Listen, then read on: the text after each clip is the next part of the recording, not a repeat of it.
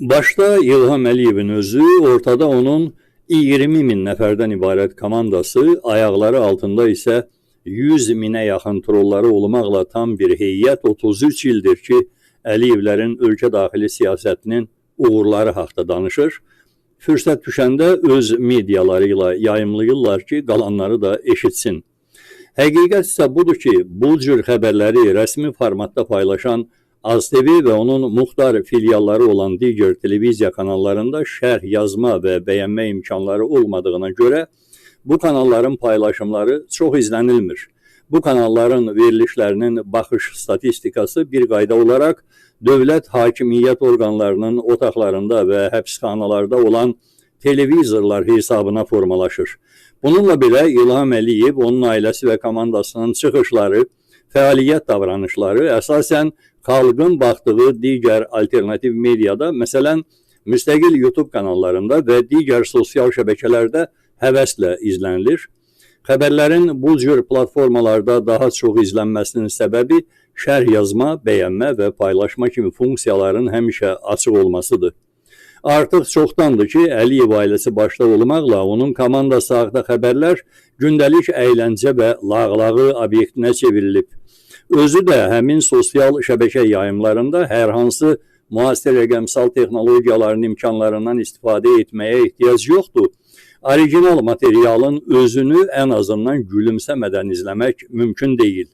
Dünyanın 200 ölkə başçıları ilə müqayisədə İlham Əliyev yeganə adamdır ki, hər 5-6 ildə bir dəfə parlamentdə çıxış edir və məhz onun təyin etdiyi deputatlar həmin çıxış zamanı yuxlayırlar. Digər misal, dünyadakı ölkə başçıları arasında İlham Əliyev öz komandasından iqtisadi inkişaf sürətini bəlkə biraz yavaşladaq xahişini edən yeganə adamdır. Daha bir misal, İlham Əliyevin dəfələrlə təyin etdiyi sevimli deputatı Siyavuş Novruzov, dünya parlament təmsilçiləri arasında yeganə şəxsdir ki, suyun həcminin vedrə ilə ölçüldüyünü açıq efirdən səsləndirə bilir. Çox kiçik haşiyə ilə mövzuya uyğun bir xatırlatma da verim. Vaxtıyla özəl torpaq sahəsindəki neft quruqları hesabına varlanmış milyonçu Hacı Zeynalabdin Tağıyev Rusiya imperiyasından gələn nümayəndələrlə görüşməli olurdu, yəni imperiya mərkəzindən.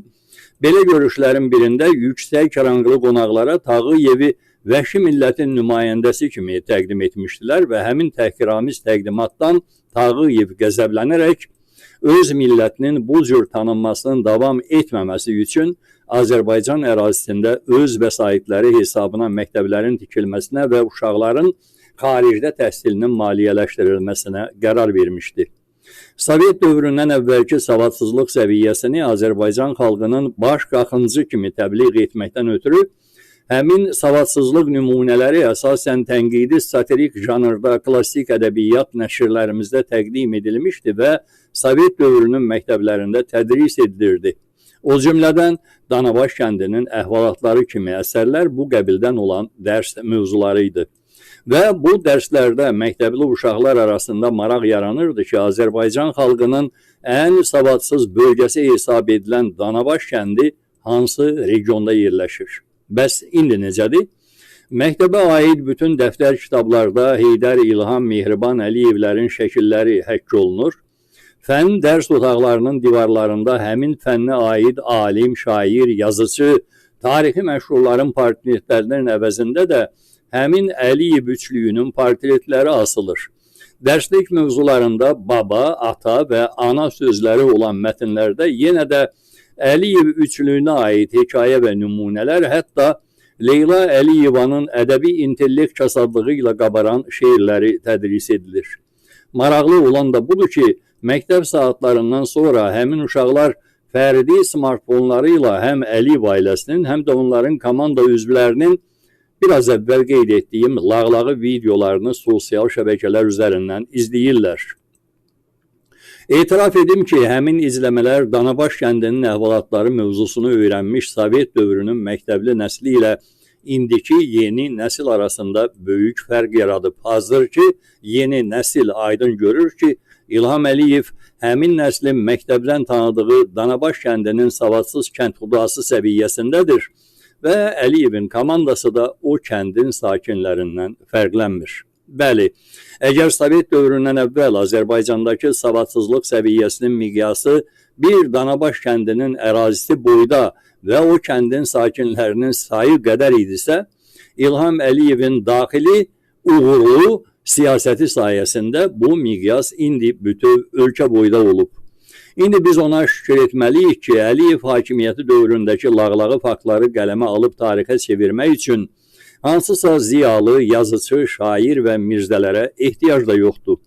Əliyev komandası gündəlik gördüyü bütün rəsmi hadisələri öz mediaları vasitəsilə videolara köçürür, qeyri-rəsmi hadisələri isə hadisənin iştirakçısı olan ya sıravi vətəndaşlar, ya da hadisənin şahidi olan müstəqil media işçiləri fərdi smartfon kameraları ilə videolara köçürüb paylaşırlar.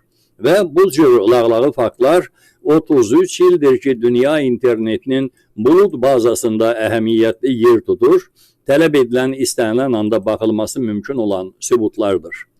Amma bu söhbətim heç də İlham Əliyev, onun ailəsi və komandasının nə cür lağlağı subyektləri olduqları barədə deyil. Girişdə Əliyevin daxili siyasətini uğurlu adlandırdığıma görə bədahətən həmin uğurların nədən ibarət olduğunu açıqlamağa məcbur oldum. Daha doğrusu yaddaşlarımızı yenilədik. Mövzumuz İlham Əliyevin xarici siyasətinin uğurları barədədir. İndi xarici siyasətin uğurları da eyni qaydada AzTV və onun muxtar filialları olan digər televiziya kanalları vasitəsilə gündəlik saat-basaat təbliğ edilir. Bəs bu təbliğatlar arasında fərq nədən ibarətdir? Fərq İlham Əliyevin maskalı və maskasız sifətlərindədir.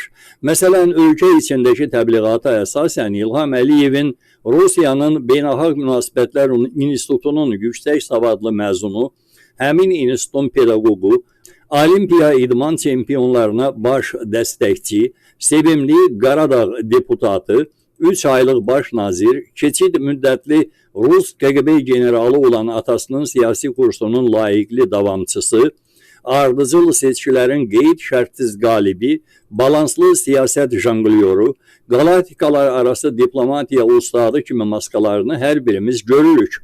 Amma ölkə içində onun korrupsioner, neft doğrusu, mafya başçısı, azğın quldur, diktator kimi gerçək sifətlərini yalnız video kamera olmayan otaq şəraitində onunla görüşən, qəbulunda olan vəzifəli şəxslər, prezident köməkçiləri, nazirlər və digər səlahiyyətli şəriklər görə və hətta hiss edə bilirlər.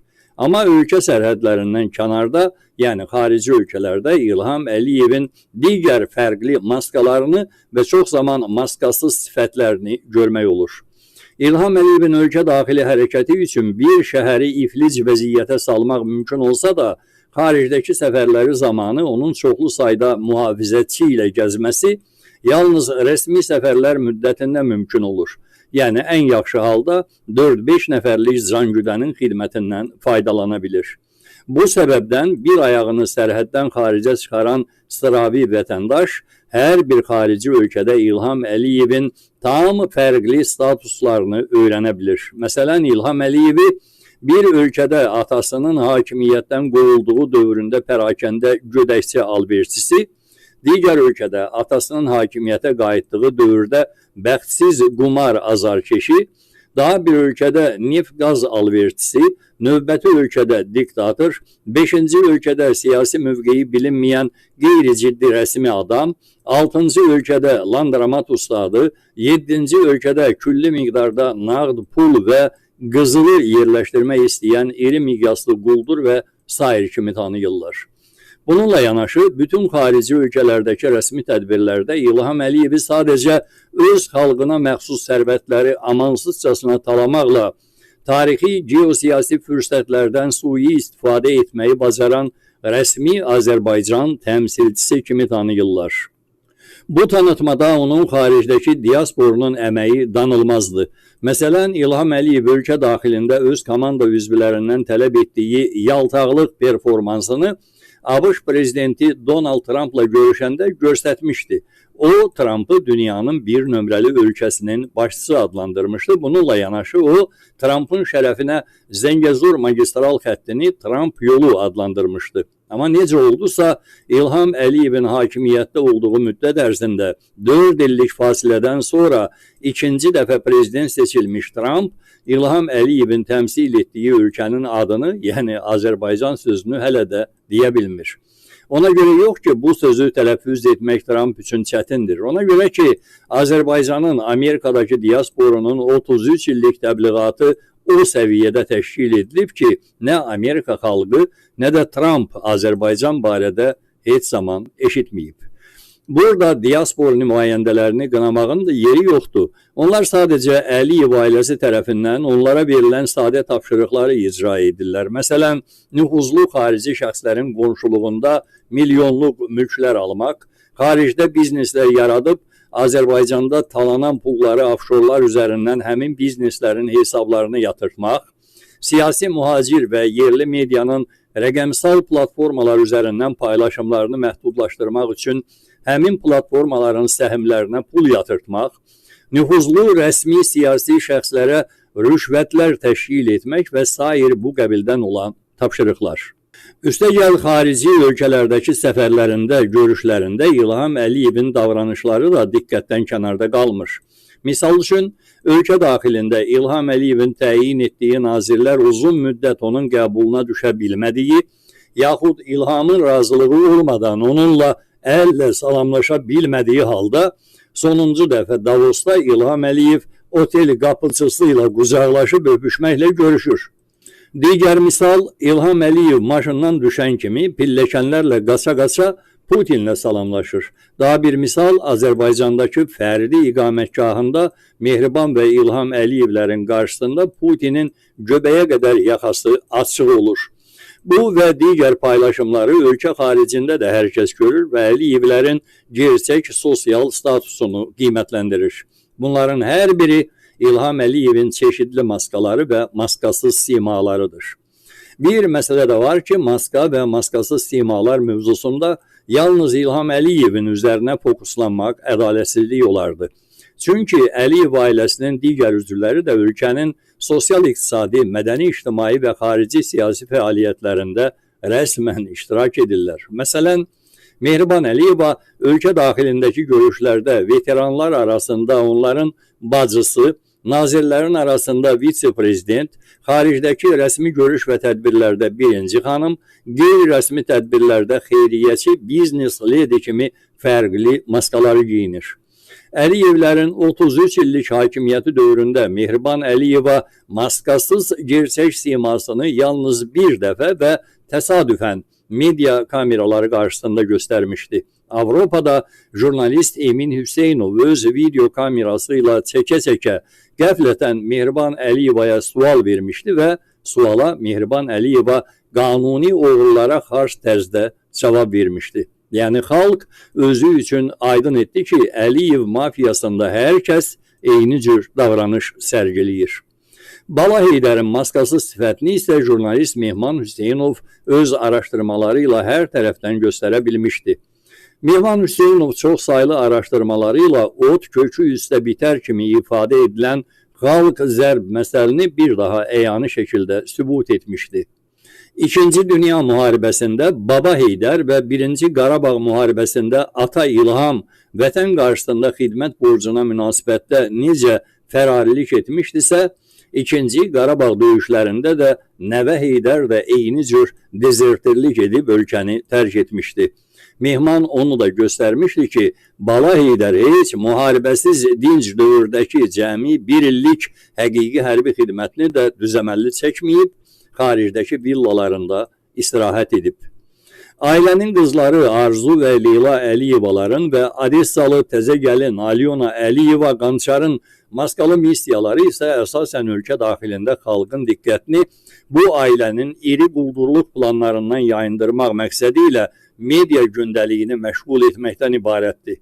Media kameraları qarşısında onlar güləriz və səmimi zadəgan maskalarından istifadə etsələr də, bu qızların gerçək sifətlərini yenə də müstəqil jurnalistlər araşdırmalarla göstəriblər.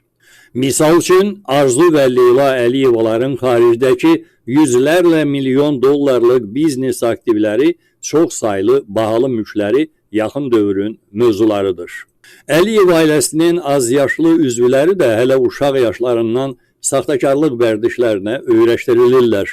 Məsələn, Leyla Əliyevanın Mikail və Əli adlı oğulları məktəbli yaşlarından iri biznes şəbəkələrinin sahibləri kimi İlham Əliyevin Əminə adlı qızı beynəlxalq idman yarışının tək başına iştirakçı olaraq çempionu kimi təbliğ edilir.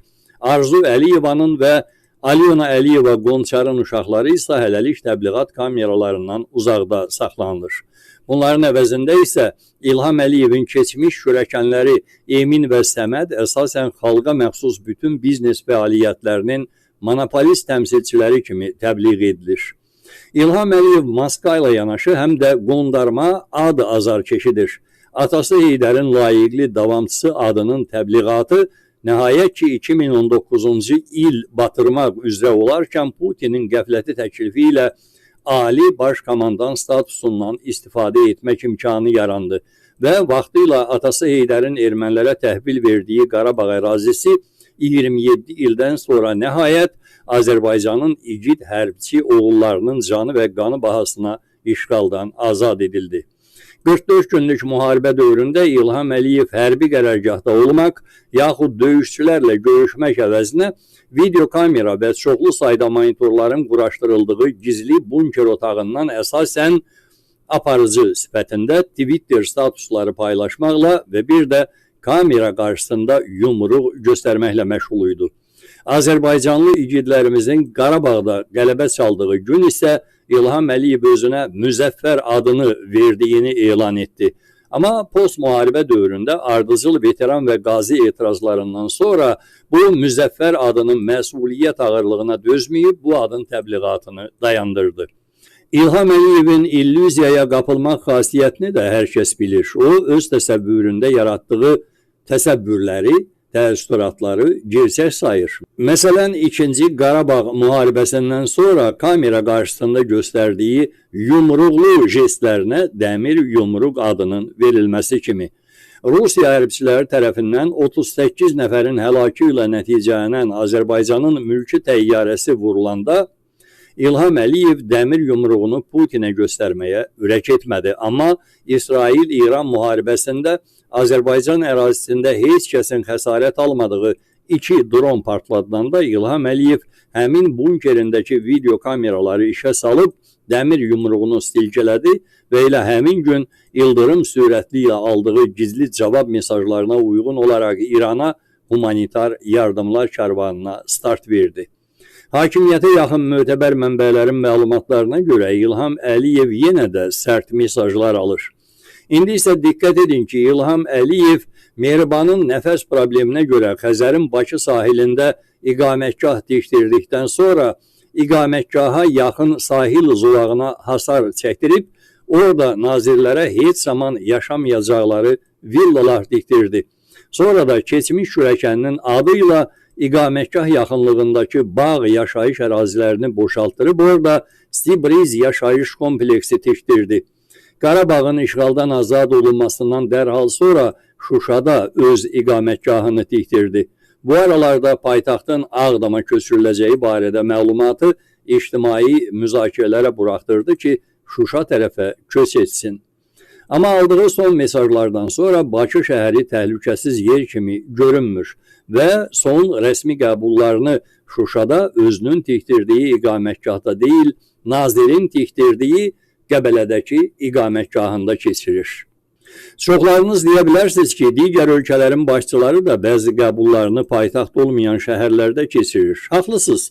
Türkiyədə prezidentin bütün rəsmi və təkbətək görüşləri paytaxt Ankarada, sammit və çox adamlıq beynəlxalq tədbirlər isə tarixi şəhər İstanbulda keçirilir. Rusiyada prezidentin bütün rəsmi və təkbətək görüşləri paytaxt Moskvada, sammit və çox adamlıq beynəlxalq tədbirlər isə tarixi paytaxt şəhər olan Sankt-Peterburqda keçirilir. Qazaxıstanda prezidentin bütün rəsmi və təkbətək görüşləri paytaxt Astanada, sammit və çox adamlıq beynəlxalq tədbirlər isə tarixi şəhər, tarixi paytaxt Almatıda keçirilir. Özbəkistanda prezidentin bütün rəsmi və tək görüşləri paytaxt Daşkənddə, sammit və çox adamlıq beynəlxalq tədbirlər isə tarixi paytaxt şəhər olan Səmərqənddə keçirilir. Səbəb isə odur ki, çox saylı xarici qonaqlar ölkənin tarixi yerlərini həm də turist kimi görə bilsinlər. O zaman Azərbaycanın Gəncə və Şuşa kimi tarixi şəhərləri olduğu halda dağlıq narahat yolları olan kiçik Qəbələ rayonu və şəhəri hansı daha önəmli tarixi göstərici ilə fərqlənir? Gerçəkdə isə bu fərqin adı qorxaqlıqdır. Bəli, İlham Əliyev aldığı sərt mesajlardan sonra öz şəxsi təhlükəsizliyini təmin edə biləcək yer axtarır. Bu, hər birimizin 33 il müddətində yaxşı tanıdığı 1-ci Qarabağ müharibəsi dövründə ölkəyə yaxın gəlməyən, Azərbaycanda 10 nəfər seçmə adamla görüşə 100 maşın mühafizə dəstəsi ilə gedən həmin qorxaq diktator İlham Əliyevdir. Mövzuya uyğun sizdən gözlədiyim bu qədər sayda suallara cavab verdiyim üçün siz izləyicilərə yalnız bir sual verim. İlham Əliyev sizdən qorxursa, siz kimdən və nədən qorxursunuz?